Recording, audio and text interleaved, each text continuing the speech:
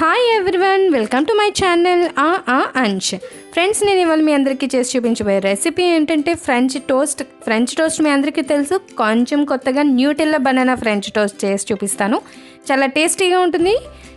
Taste అయితే చాలా బాగుంది ఫ్రెండ్స్, తప్పకుండా ట్రై చేయండి. Let's start the video. దీనికి కావాల్సిన ఇంగ్రీడియంట్స్: బ్రెడ్ స్లైసెస్, న్యూటెల్లా స్టోర్స్లో దొరుకుతుంది, బనానా, ఒక ఎగ్, సాల్ట్, బ్రౌన్ షుగర్, హెల్తీగా ఉంటుందని బ్రౌన్ షుగర్ తీసుకున్న, బటర్. ఫస్ట్ ఒక బౌల్లో ఎగ్ని బ్రేక్ చేసి దీనిలో కొంచెం pinch of salt, brown sugar ఒక టేబుల్ స్పూన్ వేసుకోవాలి. వేసుకుని బాగా బీట్ చేయండి, అంతా మిక్స్ అయ్యేలాగా.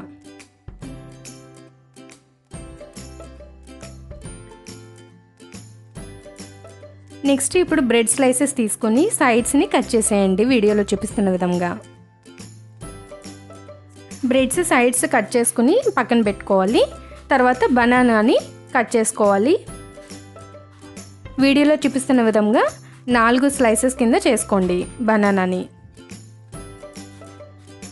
ఇప్పుడు నెక్స్ట్ మనం ఈ బ్రెడ్ స్లైస్ని ఫ్లాట్గా చేయాలన్నమాట, అంటే ఒత్తేయాలి అప్పడాల కర్రతో.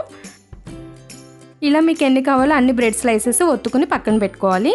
ఇప్పుడు న్యూటెల్లా తీసుకోండి. చూడండి ఎంత యమ్మీగా ఉందో, టేస్టీగా ఉంటుంది.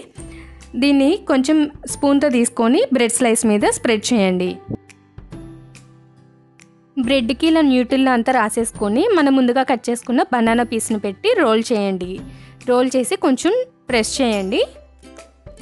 ఇలాగే ఇంకొకటి కూడా మనం ప్రిపేర్ చేసుకోవాలి. న్యూటెల్లా రాసుకుని బనానా పెట్టేసి రోల్ చేసుకోవాలి. తర్వాత కార్నర్స్ని, అటు ఇటు కార్నర్స్ ఉన్నాయి కదా, అవి కొంచెం ప్రెస్ చేయండి, సీల్ అవుతాయి అన్నమాట.